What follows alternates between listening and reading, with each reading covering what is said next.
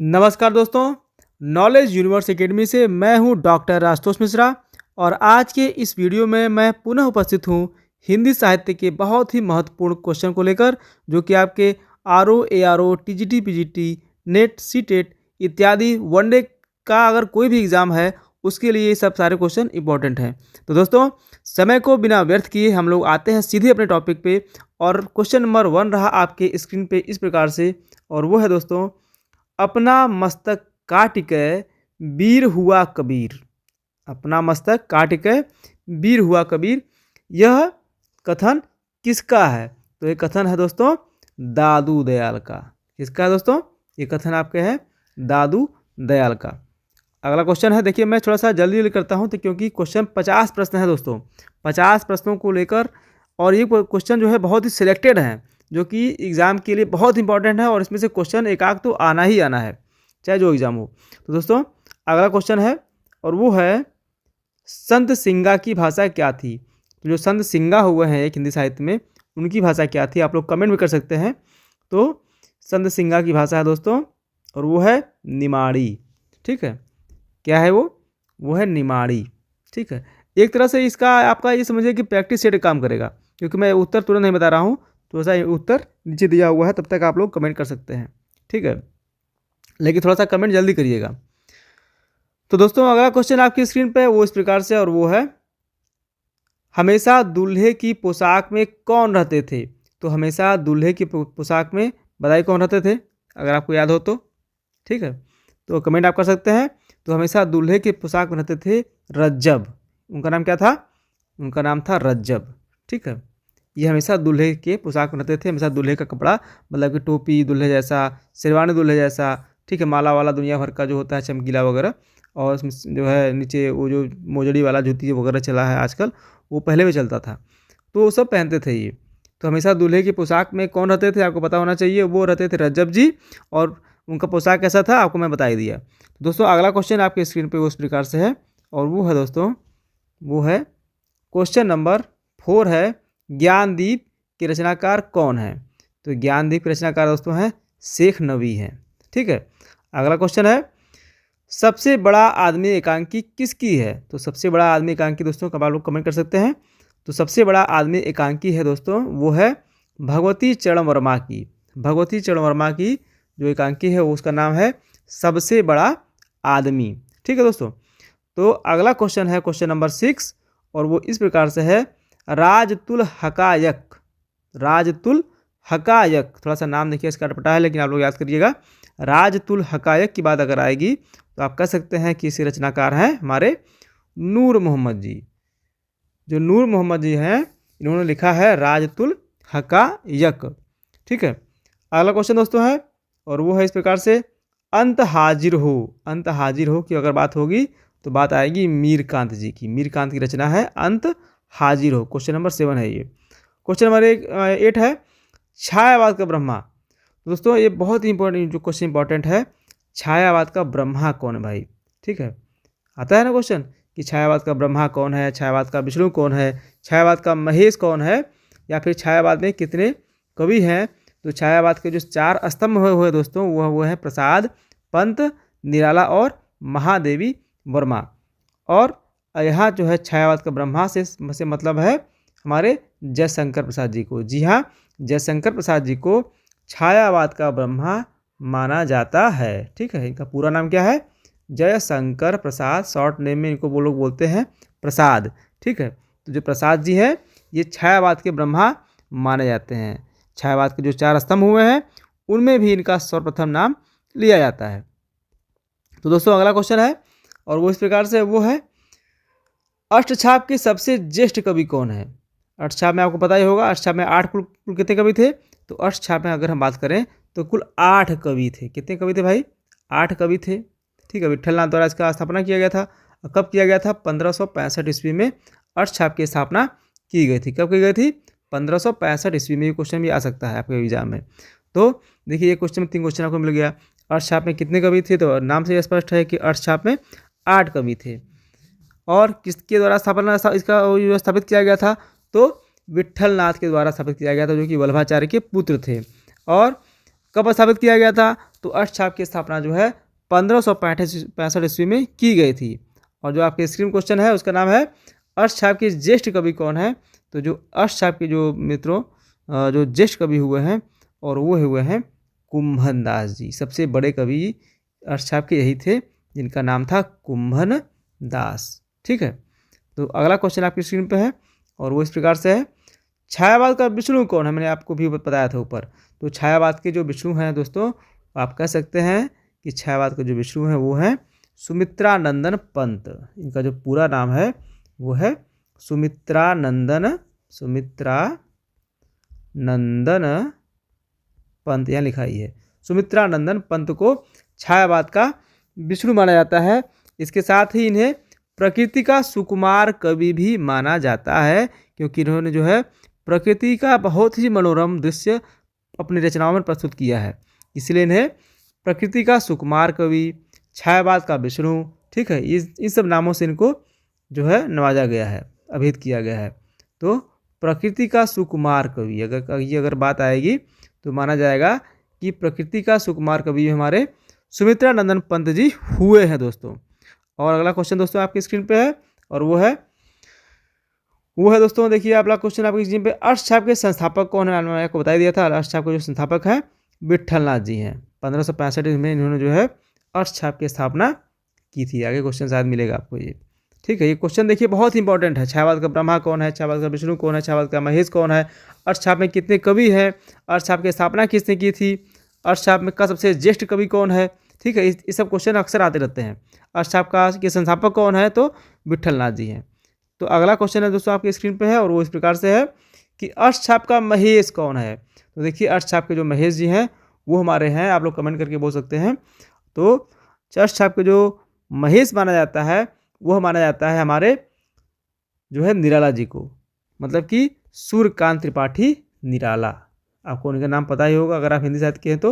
इनका जो पूरा नाम था वो था सूर्यकांत त्रिपाठी निराला। सूर्यकांत त्रिपाठी निराला को छायावाद का महेश कहा जाता है। आपको देखिए स्पष्ट हो गया होगा।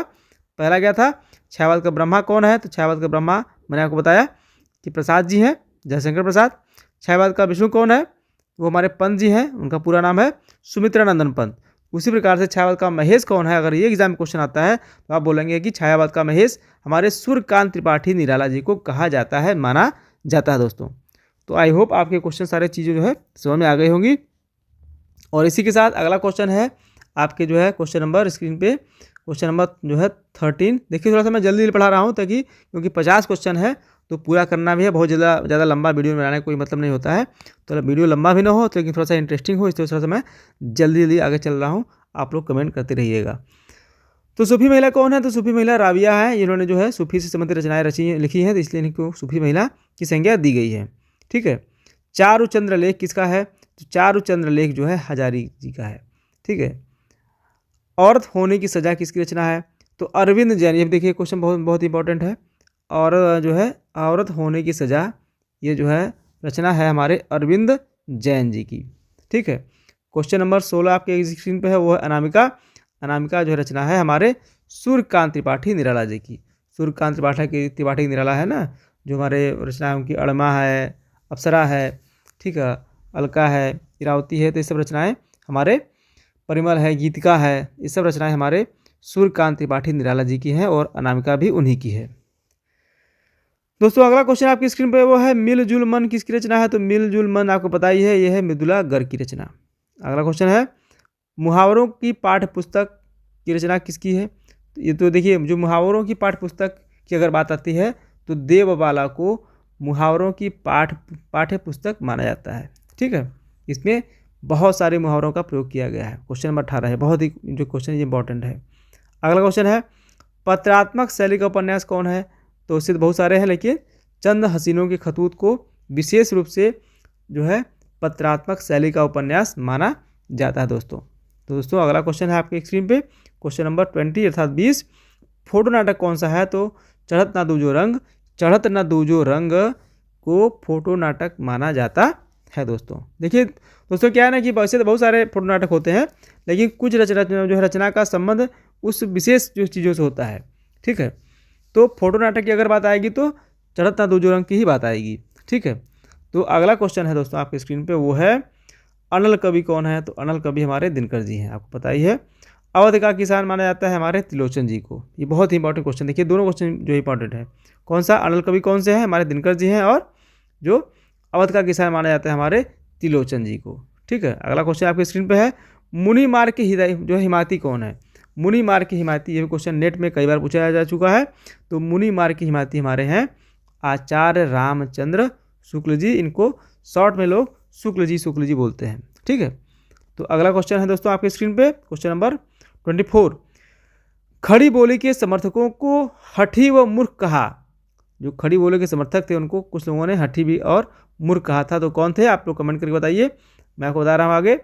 जगन्नाथ दास रत्नाकर ने कहा था खड़ी बोली के जो समर्थक हैं वे हठी और मूर्ख हैं। ऐसे ऐसे लोग तो बोलने वाले बोल के चले गए। अगला है कठ गुलाब किसकी रचना है? तो कठ गुलाब जो है मृदुला गर्ग की रचना है। अगला क्वेश्चन है, आओ पेपे घर चलें। ये बहुत ही देखिए दोस्तों इंपॉर्टेंट जो रचना है ये, आओ पेपे घर चलें। इसके जो रचनाकार हैं वो हैं प्रभा खेतान। आप लोग कमेंट भी करते रहा करिए, कमेंट करने से क्या होता है कि आप लोग का इंटरेक्शन वीडियो में बना रहता है, और लाख आपको पता हो लेकिन आप उसमें लिख दें। जैसे मान लीजिए आपको पता है कि आओ पेपे घर चलें रचना प्रभा खेतान की, आपको पता है, लेकिन उसको फिर भी नीचे आप कमेंट करके लिख दें। उससे क्या होता है कि वो चीज़ें आपके अनकॉन्शियस माइंड में सेव हो जाती हैं, और वो और पक्का हो जाती हैं, और जो है प्रौढ़ हो जाती हैं, और अच्छी तरीके से आपको याद हो जाती हैं। भूल के भी वो आपको नहीं भूलता है। ठीक है, दोस्तों अगला क्वेश्चन है हम आपके स्क्रीन पे, वो है क्वेश्चन नंबर 27। स्त्री लेखन का प्रस्थान बिंदु। तो स्त्री लेखन का प्रस्थान बिंदु मित्रों मरजानी को माना जाता है। ठीक है, मित्रों मरजानी को स्त्री लेखन का प्रस्थान बिंदु माना जाता है। अगला क्वेश्चन है कुइया जान। कुइया जान देखिए दोस्तों बहुत ही रचना इंपॉर्टेंट है, और जो कुइया जान है आप लोग जो कमेंट करिए। कुइया जान के रचनाकार हैं वो है हमारी नासिरा शर्मा। नासिरा शर्मा को कुइया जान का जो है रचनाकार माना जाता है। ठीक है दोस्तों, ये क्वेश्चन बहुत इंपॉर्टेंट है। ये टीजीटी में भी कुछ मुझे पूछा गया था 2020 में, 20 के पहले वाले में, और नेट में तो कई बार आ चुका है क्वेश्चन है ये, वनडे के एग्जाम में कई बार आ चुका है। तो दोस्तों नासिरा शर्मा को कुइया जान का रचनाकार माना जाता है माना क्या जाता है वो। हसीनाबाद के जो रचनाकार है वो हैं गीताश्री। ठीक है, छई रोमांस का कवि, ये कोई दिन देखिए दोस्तों ये भी बहुत क्वेश्चन इंपॉर्टेंट है। छई रोमांस के कवि कौन है? आप लोग कमेंट करिए जल्दी। तो छई रोमांस के कवि हमारे माने जाते हैं बच्चन सिंह। बच्चन सिंह को जो है छई रोमांस का कवि माना जाता है। क्वेश्चन पीजीटी झारखंड पीजीटी में पूछा था 2022 में। तो दोस्तों अगला क्वेश्चन आपके एक स्क्रीन पे है, और वो है इस प्रकार से, और वो है बहुत हमने फैलाया धर्म बढ़ाया छुआछूत का कर्म। बहुत ही इंपॉर्टेंट पंक्तियाँ हैं ये, और ये है पंक्तियाँ हमारे भारतेंदु हरिश्चंद्र की। भारतेंदु हरिश्चंद्र की जो है ये पंक्ति है, बहुत हमने फैलाया धर्म बढ़ाया छुआछूत का कर्म। ठीक है, तो आपको ये पता होना चाहिए। दोस्तों अगला क्वेश्चन आपके स्क्रीन पे है, वो है इस प्रकार से, 8 मास बीते जजमान अब तो करो दक्षिणा दान। तो दोस्तों ये भी क्वेश्चन बहुत इंपॉर्टेंट है, और ये क्वेश्चन कई बार पूछा जा चुका है, और इसके जो रचनाकार हैं वो है हमारे प्रताप नारायण मिश्र जी। प्रताप नारायण मिश्र जी को 8 मास बीते जजमान अब तो करो दक्षिणा दान, ये पंक्तियाँ उन्हीं की हैं। ठीक है, और चूँकि भाई ये ब्राह्मण भी थे। अगला क्वेश्चन है, इसने निर्झर बह गया है रेत सा तन ढह गया है। यहाँ ढह न लिखा गया है, लेकिन इस आगे होगा रेत सा तन ढह गया है। ठीक है, तो इसने निर्झर बह गया है रेत सा तन ढह गया है, इसकी जो रचनाकार हमारे हैं सूर्यकांत त्रिपाठी निराला जी। इसको एक बार आप जरूर पढ़िएगा, ये बहुत ही पढ़ने में आपको बहुत ही आनंद आएगा, और बहुत ही मरस्पर्शी रचना है ये इनकी। ठीक है दोस्तों, अगला क्वेश्चन है आपके स्क्रीन पे, वो है दिवस का अवसान समीप था गगन था कुछ लोहित हो चला। तो इसकी जो रचनाकार है वो हमारे हैं अयोध्या सिंह उपाध्याय हरियों जी। अयोध्या सिंह उपाध्याय हरियों जी को जो है इसके जो रचनाकार माने जाते हैं। तो दोस्तों अगला क्वेश्चन है आपके स्क्रीन पे, वो इस प्रकार से, और वो है रामचरितमानस का पंचम कांड क्या है। तो रामचरितमानस का जो दोस्तों 5वां कांड है उसका नाम क्या है, आप लोग कमेंट करिए। तो दोस्तों वो है आपका सुंदर कांड। देखिए रामचरितमानस में कुल कितने कांड हुए हैं? तो रामचरितमानस में देखिए इससे बहुत सारे क्वेश्चन पूछे जाते हैं, कितने कांड हैं। तो अगर केवल कांड पूछेगा तो आप बताएंगे कि भाई 7 कांड हैं। कितने कांड हैं? 7 कांड हैं। पहला कांड क्या है? बालकांड, अयोध्या कांड, ठीक है, अरण्यकांड, किष्किंधा कांड, सुंदरकांड, पांचवा आ गया ना। फिर सुंदरकांड के बाद क्या है, सुंदरकांड के बाद है लंका कांड, छठवां जो कि छठवां कांड है, और जो सातवां कांड है उसका नाम है उत्तरकांड। तो इस प्रकार से टोटल 7 कांड है। मैं इसको बार पुनः रिपीट करता हूँ। बालकांड, अयोध्या कांड, अरण्यकांड, किष्किंधा कांड, सुंदरकांड, लंका कांड और उत्तरकांड, ये 7 कांड हैं हमारे रामचरित मानस में। ठीक है दोस्तों। तो दोस्तों अगला क्वेश्चन आपके स्क्रीन पे है और वो दोस्तों इस प्रकार से है, और उसके बारे में हम लोग बात करते हैं कि प्रथम रश्मिका आना रंगिणी तूने कैसे पहचाना। प्रथम रश्मिका आना रंगिणी तूने कैसे पहचाना, इसके जो रचनाकार हैं पंक्तियों के, वो हमारे जो है पंत जी हैं। पंत अर्थात छायावाद के पंत, छायावाद के जो है ये जो है विष्णु माने जाते हैं, हमारे प्रकृति के सुकुमार कवि माने जाते हैं। देखिए इन्होंने प्रकृति का बड़ा अच्छा इसमें वर्णन किया है ना। प्रथम रश्मिका आना जो है रंगिणी तूने कैसे पहचाना, मतलब कि यहाँ भी बड़ा अच्छा इन्होंने प्रकृति का अच्छा बहुत ही वर्णन जो है वो जो वर्णन किया है, इसीलिए इनको प्रकृति का सुकुमार कवि भी दोस्तों माना जाता है। आपको ये सब चीज़ें जोड़ते हुए पढ़ना पड़ेगा ताकि आपको अच्छे से याद हो जाए। दोस्तों अगला क्वेश्चन है आपके स्क्रीन पे, वो है मानसलवाद के प्रवर्तक कौन है। तो मानसलवाद के प्रवर्तक दोस्तों है दोस्तों रामेश्वर शुक्ल अंचल जी राम जो है मानसलवाद के प्रवर्तक माने जाते हैं दोस्तों। और दोस्तों अगला क्वेश्चन है राग दरबारी की कथा। तो राग दरबारी की कथा शिवपालगंज गांव की है, ठीक है।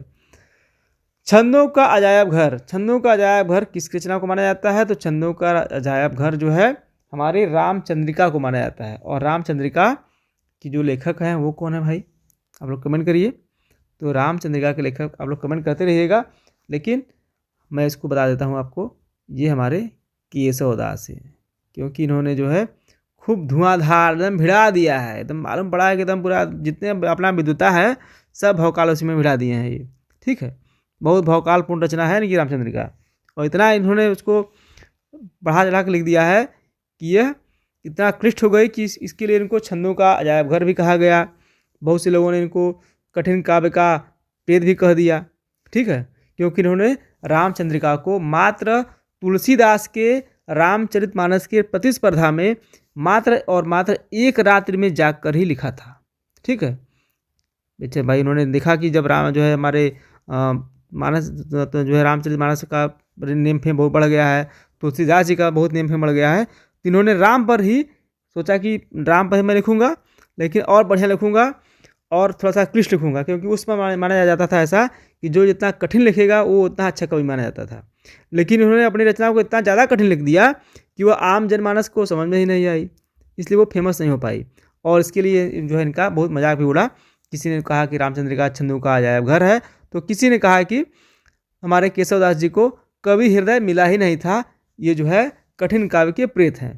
तो हमेशा रचना वही लिखना चाहिए जो कि आम जनमानस के समझ में आए, ठीक है। और यही गलती कर दिए थे हमारे केशवदास जी।